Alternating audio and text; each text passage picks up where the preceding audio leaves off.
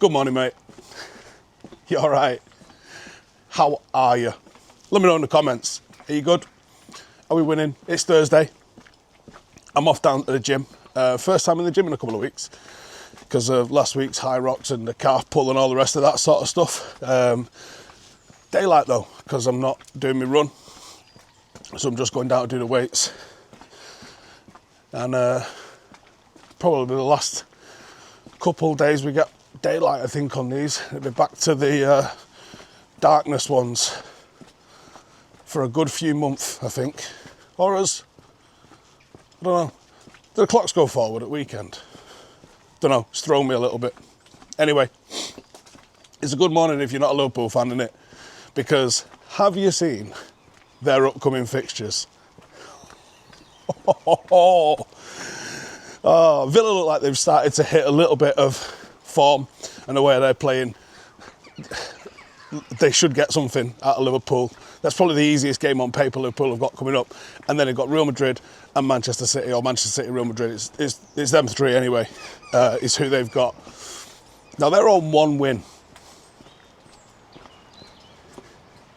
in 7, or 6 losses in 7. Morning. They might go 1 for 10. Right? Legitimately, why are we not seeing calls for him to be sacked? Someone sent me something from CBS last night, and the pundits was just downright refusing to entertain the fact that maybe Slot isn't the one. And then I've seen people from the Anfield Rap and all sorts of people coming out and defending him, and it's funny because one thing that they always bring up is, well, if it was just Klopp's team last year that did blah blah blah, why didn't Klopp win with that team? Maybe Klopp's not as good as you think. Said it was Klopp's team, not Klopp doing it. And here's the thing. There's all sorts of stuff been resurfacing from Liverpool fans from the start of the season. Stuff like, we've got the best goalkeeper in the world. Now, admittedly, he's injured. It is what it is. You've got the best goalkeeper in the world. Van Dijk's apparently the greatest defender that's ever lived.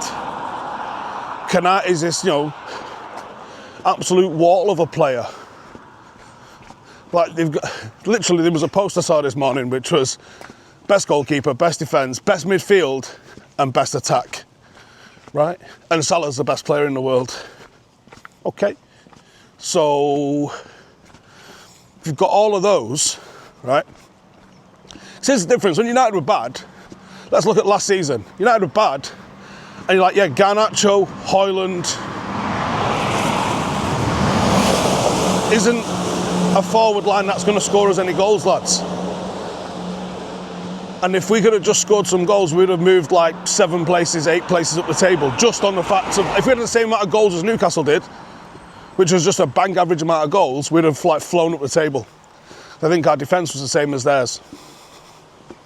That was the only difference, right? So you go, why are United bad? This is why. I'll give you the reasons. This is why.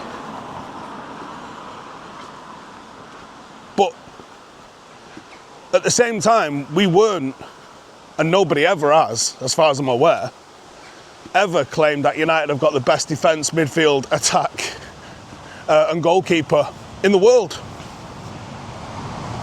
And if we did, we'd be winning back-to-back trophies with that, wouldn't we? Surely. Because that's how you know you've got that. You can't just say, oh, we have. Well, why aren't you winning everything with those players? Why weren't you winning back-to-back stuff with Klopp? Klopp never retained a thing, right? And wasn't you on for a fucking quadruple up until like the last few months of that season? So yeah, Klopp went pretty close with it, but he didn't get it over the line. Slot got it over the line because you was up against Arsenal, and let's be honest, it's fucking Arsenal. So, do you know what I mean? So he did absolutely nothing won the league, spent all summer smelling his own farts, spent 450 million on new signings, and then completely and utterly balls it up. Now he's coming out talking absolute wibble. Teams are low blocking us and blah, blah, blah, blah, blah. Guess what, mate? That's what happens when you win the league.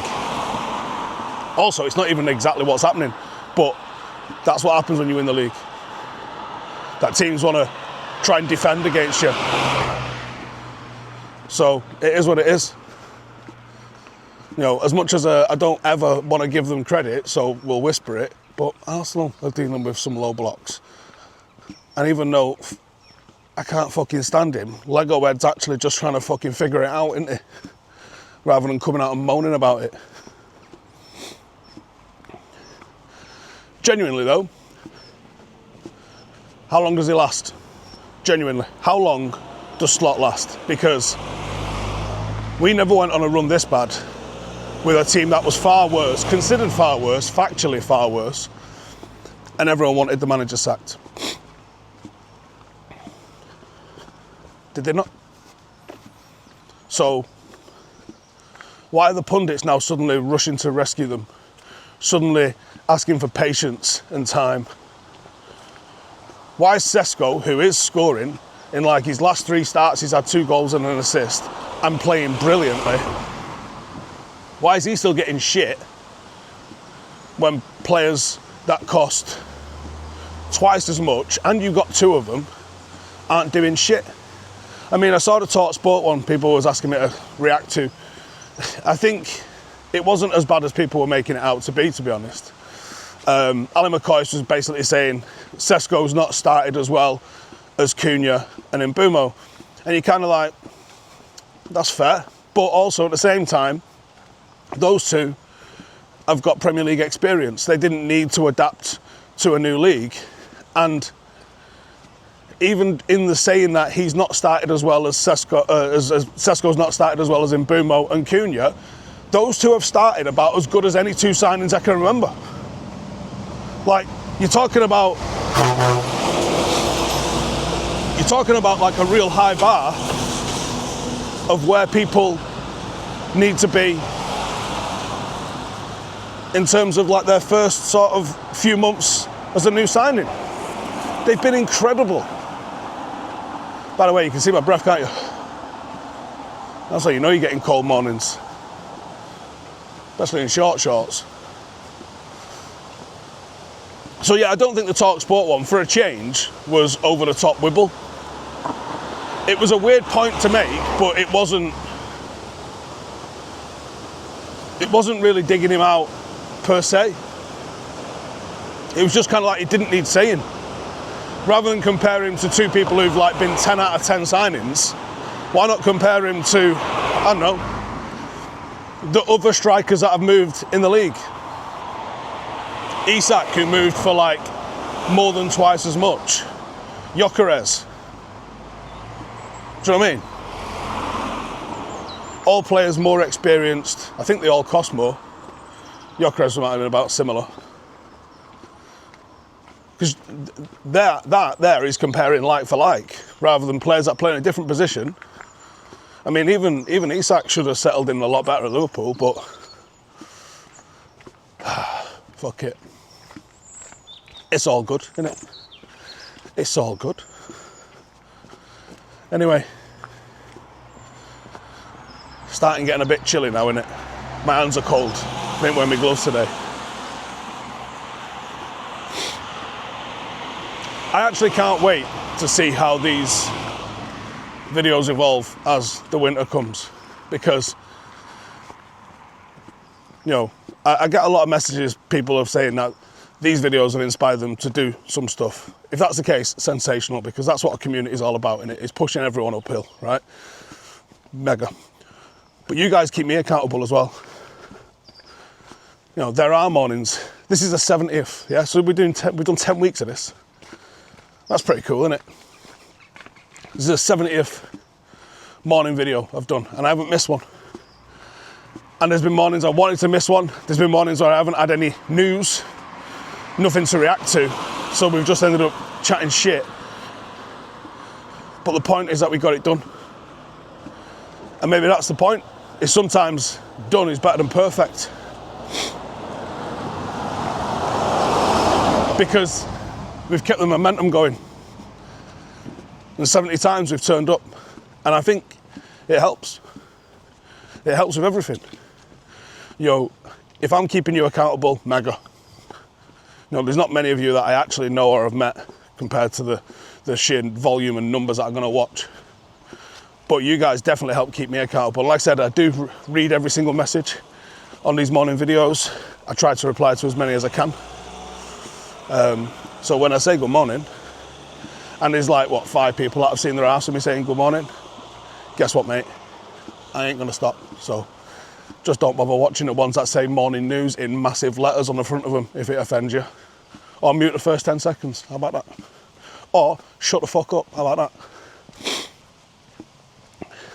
So yeah, I don't know what compelled me to start doing these in the first place. Like I've said a couple of times, it was that Andrew Huberman thing about so many people in the world don't have anyone to say good morning to, and it can be quite impactful just to have someone to say good morning to.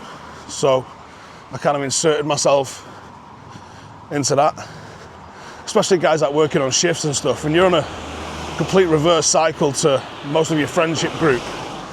That can be a nose, can't it? You can't wake up and fucking text your mates when you're getting up at 11 p.m. to go and do the night shift. Fucking midnight, 8 a.m. So, yeah, that's what I did it for. And like I said, it's been helping me hold accountable. And again, I don't know how many I'm going to do. Do I get to 100 and have a day off? Don't know. Would I want to have a day off? Would I want to break the chain? And that's what that whole thing about stacking the wins up is. The first one's hard. The first few are hard. When you get into like the 20 and 30, you got some real momentum behind you then. And then you don't want to stop.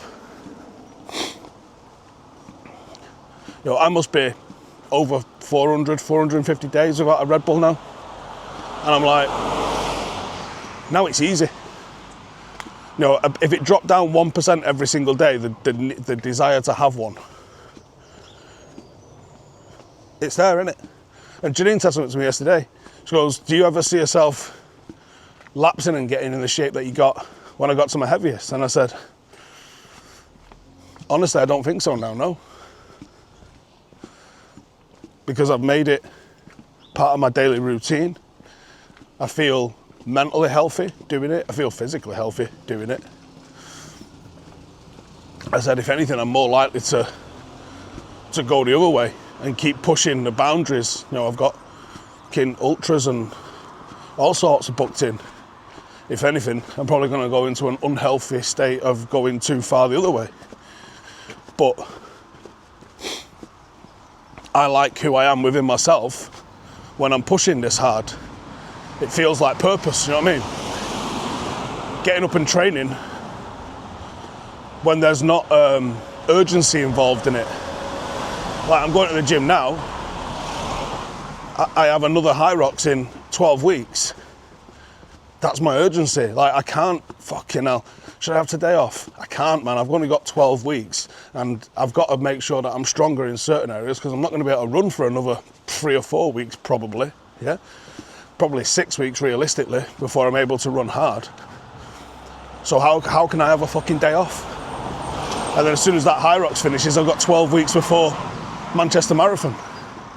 How can I have a day off? You sign up for some events and it just forces some urgency on you. It gives your training a bit of a purpose and gives everything a bit of a purpose. And then you can get up in the morning, tick the fucking getting up in the morning early, done, off the fucking list. Get to the gym nice and early. By 8 a.m, I've got a video out. I've worked out. I've got up early.